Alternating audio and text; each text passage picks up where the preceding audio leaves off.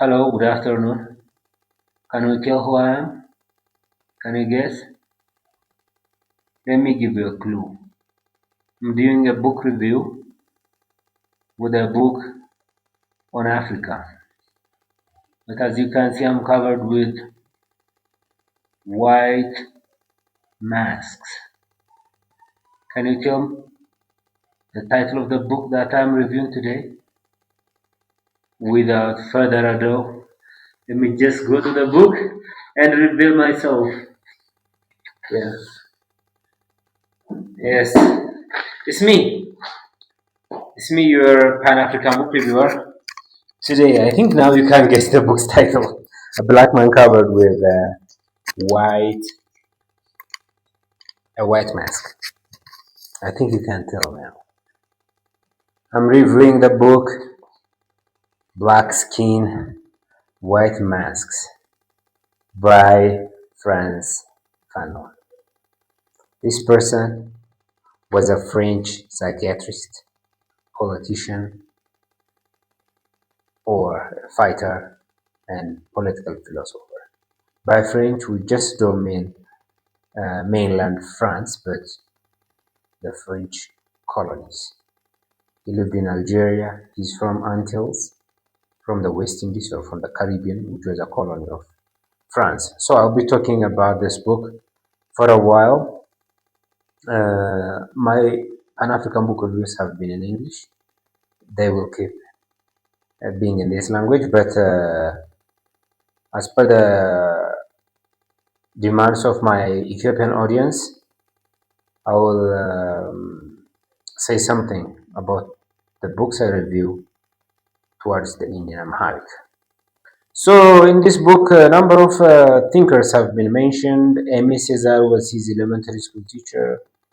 Edward Said met him in France. Baba wrote the foreword to this book. This book is really critical to third world liberation, Algerian movement. The guy just was involved in the Algerian struggle and even beyond North Africa.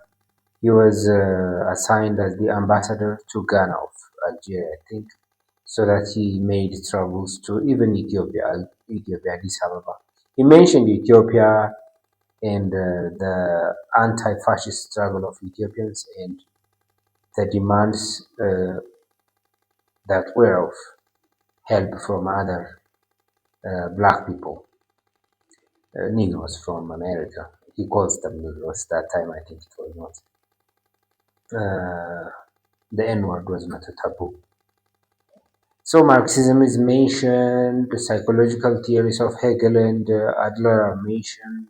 It's a very thick book, but primarily it was meant to be the PhD paper of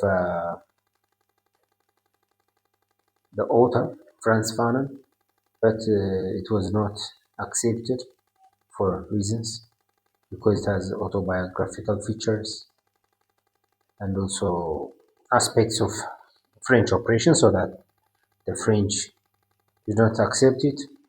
It revolves around what does a black man want. So I'll be considering points critical to the book and just depending on my notes.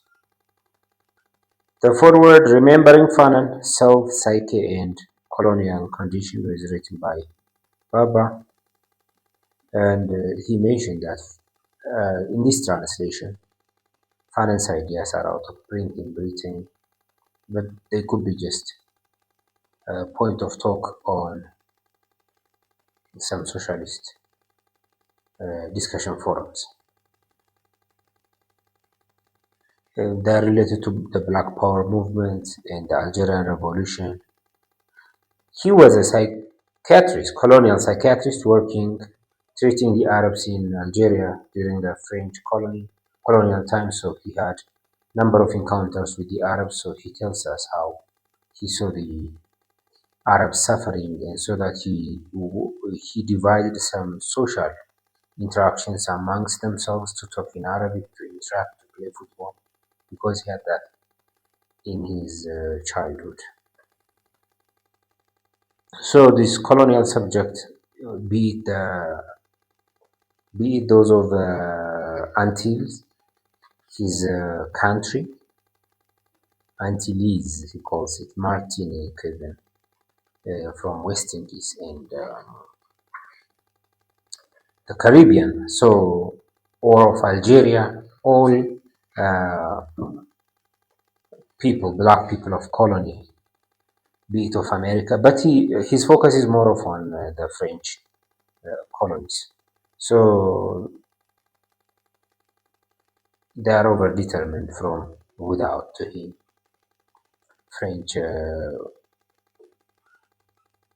niggers of French colonies.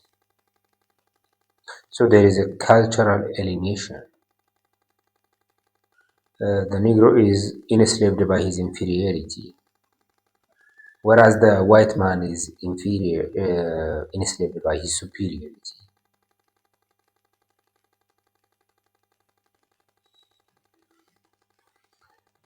Each of them could say that they want to take our place. Even the mostly the white man may say they want to take our place. So for this reason they struggle. They are in a problem in rather enslavement. It's not only the oppressed who is enslaved, but the oppressor himself is not free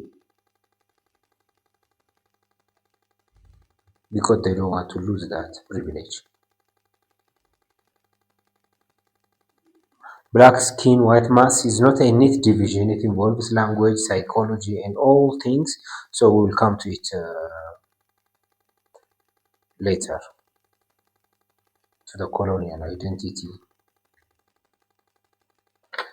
of language and speech. There is a deep hunger for humanism amongst the Negro. There is depersonalization that is imposed upon them, so that they imitate and never identify themselves. Somewhere in the preface, Baba compares the black man with a kid who would watch his father read a newspaper. At first, he would watch him and then he would hold, just imitating. Later, he would read. So, imitation of these white people, the colonizer, is there amongst the blacks. So, black man is forced to white mask. Earlier, he saw me with a mask. We have to wear something to hide ourselves, our true identity. Not only just physical mask outside, but even inside, with regard to language, spirit, sexual desire, psychology, all these. So this question of just our Pan African book review has been dealing with a lot of books so far. We have been away for 2 months, but we are dealing with human interaction. And here, the book gives us how can a human world live its difference? How can a human being live otherwise? Just we are seeking ways to make our world better, to live better, with this respect, without oppression, with equal opportunity. So this book is a way to free ourselves as colonies, even now as neo colonies. The black man who wants to turn his race white is as miserable as who preaches hatred for the whites. Yeah, these white masked black men want to turn themselves or their race white. Just they're as miserable as those who preach hatred for whites. We don't hate white people. We don't want to change or We don't want to turn ourselves and our people to whiteness. So this is a very good quotation. This book, by the way, since the author was a psychiatrist, is a clinical study. He studied those patients who came to him, and we'll see a lot of interesting things that go deep, and that dig deeper into our personalities, into our psyches. So there is experience with the Negro. This guy, Frantz Fanon, was a soldier. He died in his 30s, but during his youth, he studied in the Antilles. There was the war came, so he took part in the war as a French soldier, and he underwent a number of experiences.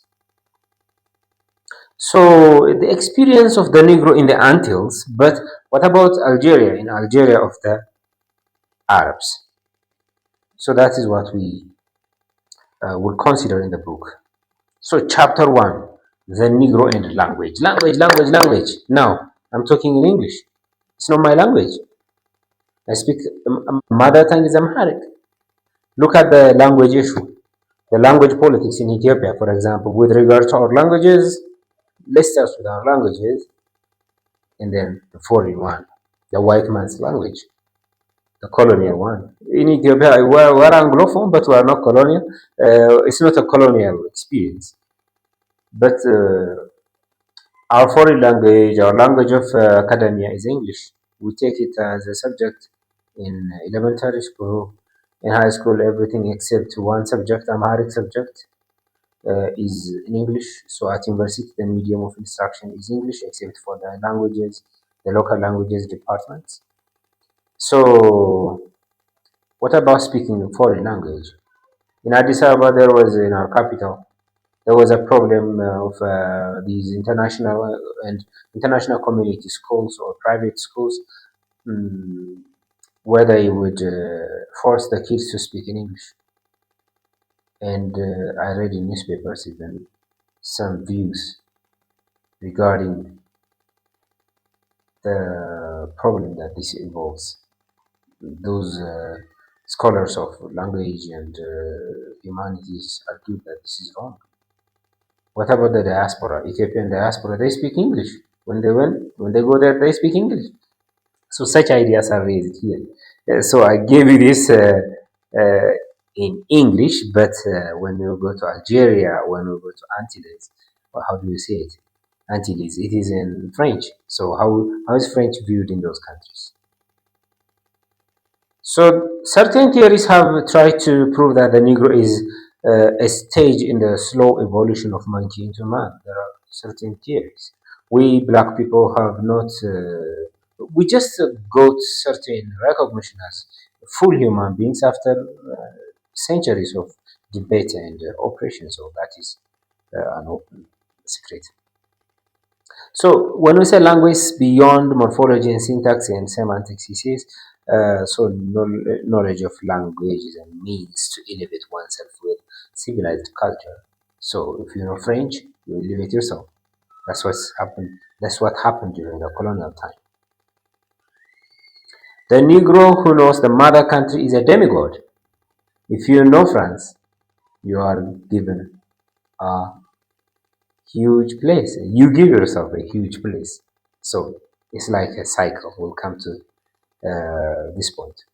So those people from Antilles who just visit France, speak the French of the Frenchman, are just elevated.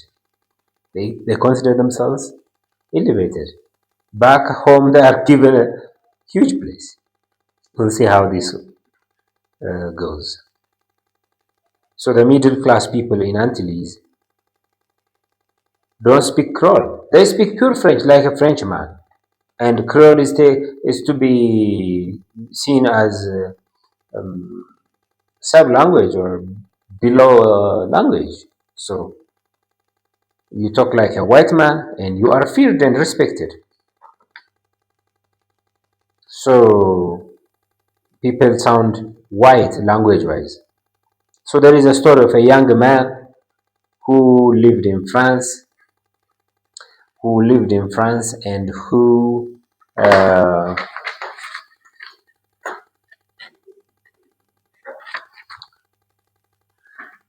who lived in France for a few months, I think, and went back to Antilles, and he just asked the name of a farming utensil.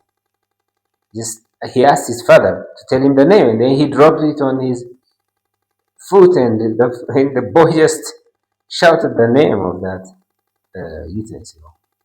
So you see, we try to tell people that we have forgotten our languages. So there is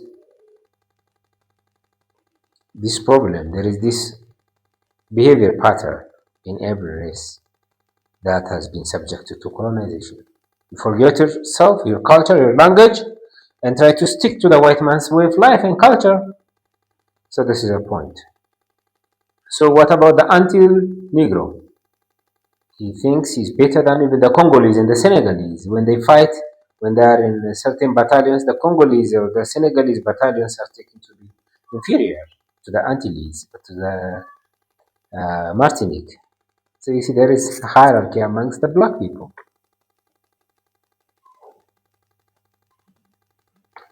To justify the extermination of men, philosophy, intelligence have been employed. The black man was taken to be inferior. So this is also one critical point that is raised in this book. A point here, a Negro behaves differently with a white man and another Negro. So when you are with your likes with a black man, you behave differently. When you are with a white man, you behave differently. So there is a quote: "What matters is not to know the world, but to change it." Let's know the world. Let's know our fate, situation, and then not just stop at knowing, but change it. Change it. Change the way how we are using language, how we are using culture, how we are handling our people and the stranger. He becomes whiter as he renounces his blackness, his jungle. Even there are people who bleach their faces, who use human hair nowadays. So all these manifestations of our inner psychological crisis. So when you visit France, the mother country, you are seen to have completed a cycle. Like I was considering Christians and Muslims just when I was reading this. Those who visit Jerusalem and Mecca, Christians visiting Jerusalem and Muslims visiting Mecca during the Hajj, are just considered to have completed life's goal. Just they have. The same is true here. The same is true here. The cycle has been completed by visiting France. In school, the children of Martinique are taught to scorn the dialect or pidgin or crow. At school, like in Addis Ababa, they are told to scorn, to undermine their own languages. You must speak French, the French of France.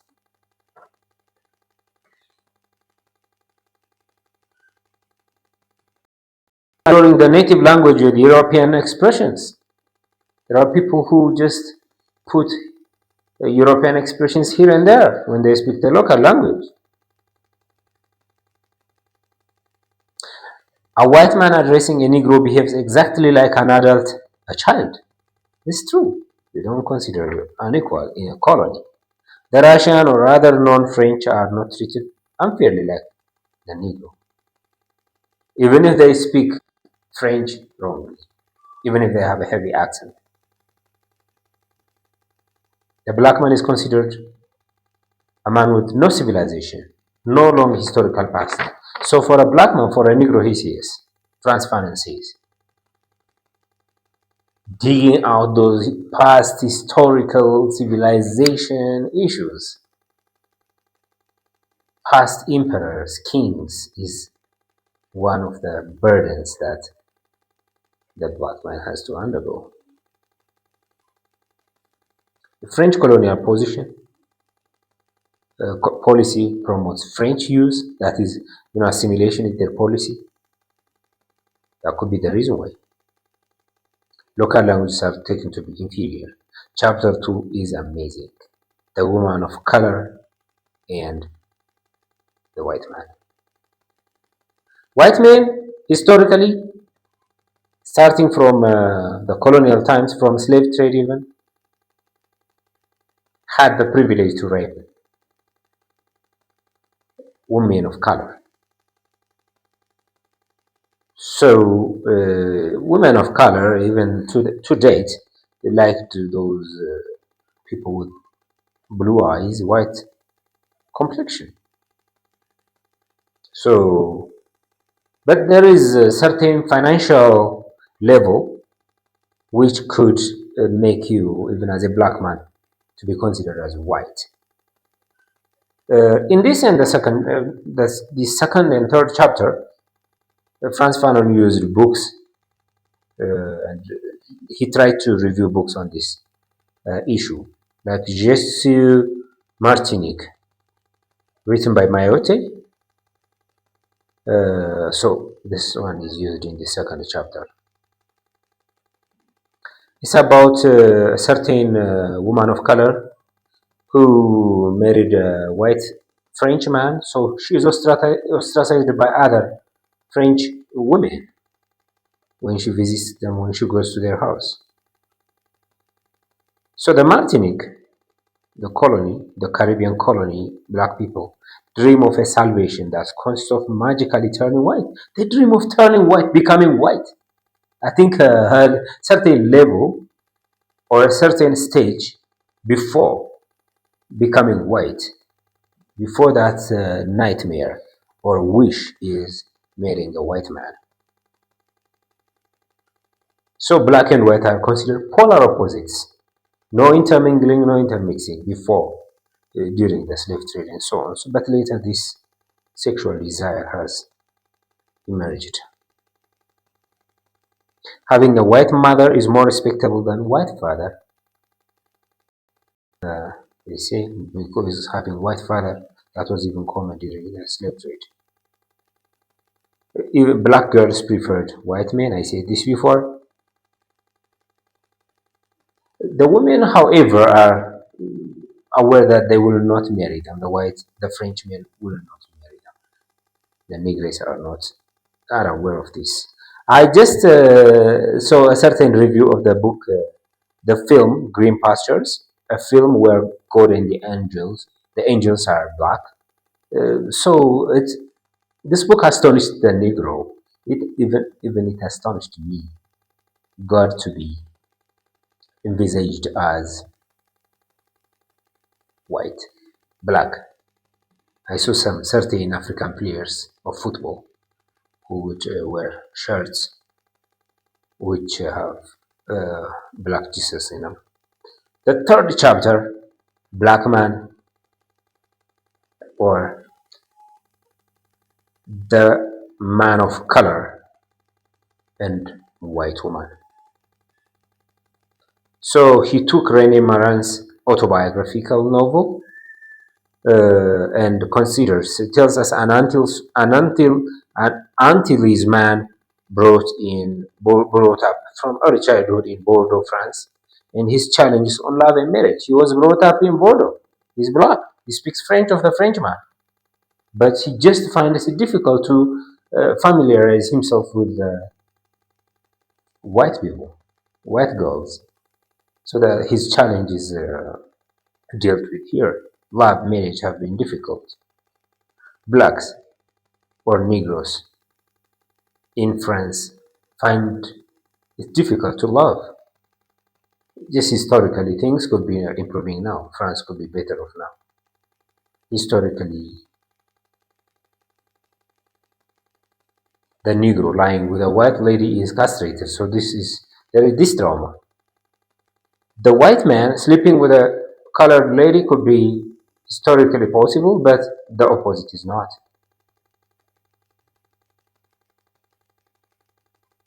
The dominant concern among those arriving in France was to go to bed with a white woman. Sleeping with a white woman has been a concern. That has been a goal of those people who visit even uh, who visit France.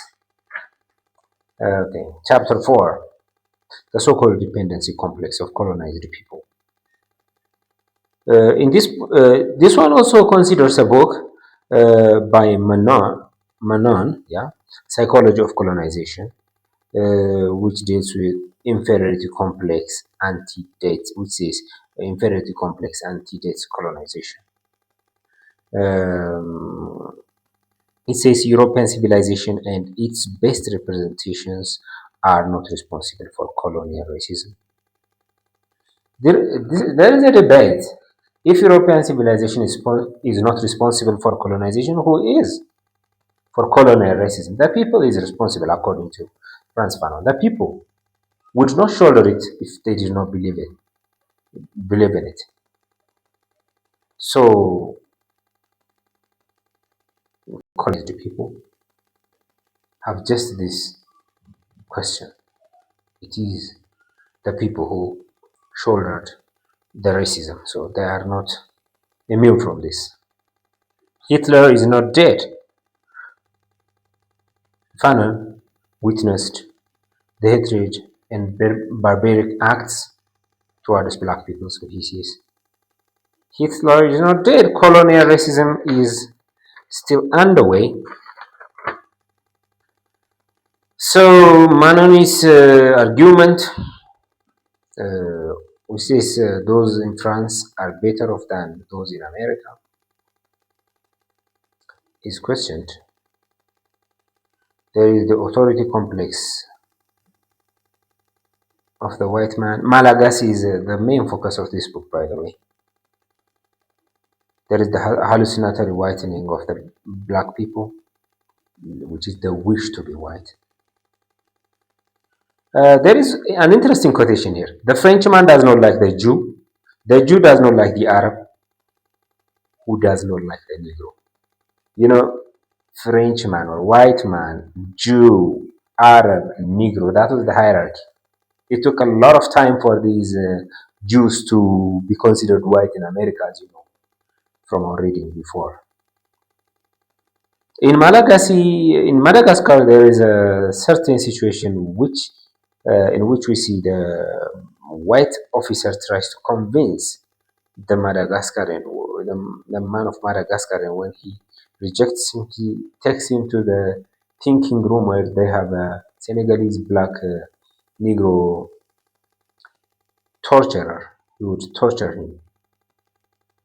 So that chamber would make the local agree to the point that he did not on the idea that he did not agree on.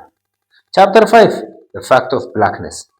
So this the fifth chapter is more of on personal anecdotes, experience, where the white children fear the Negro as if it would eat them. Look, a Negro, mom, it would attack me like that.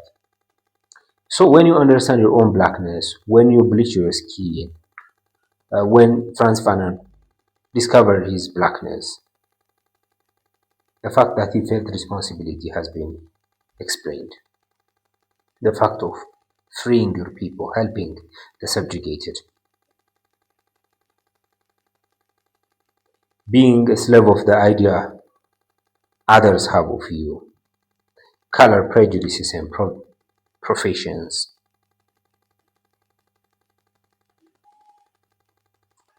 After much reluctance, the scientists had considered that the Negro was a human being, or considered a certain percentage of a human, but after a lot of debate, were accepted. Uh, John Alfred Mijon's study in the Second International Congress of the Eugenics has been also dealt with. Anti-Semitism and Negrophobia have been compared. They were taken to be more of similar.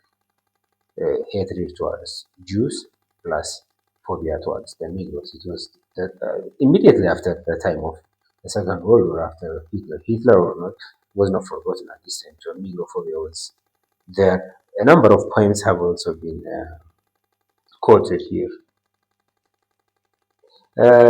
trying to belittle racism and a certain discussion of Marxism, class difference has been also raised, but this book is more of on the race issue. Chapter 6, The Negro and Psychopathology. Um, even literature has been considered in a magazine or in storybooks. The bad is symbolized by the Negro and the Indian, while the little white boy becomes an explorer, an adventurer, a missionary, and so on. So the young Negro this way accepts the white man's attitude. So the society, so the individual climbs up society and rejects his family.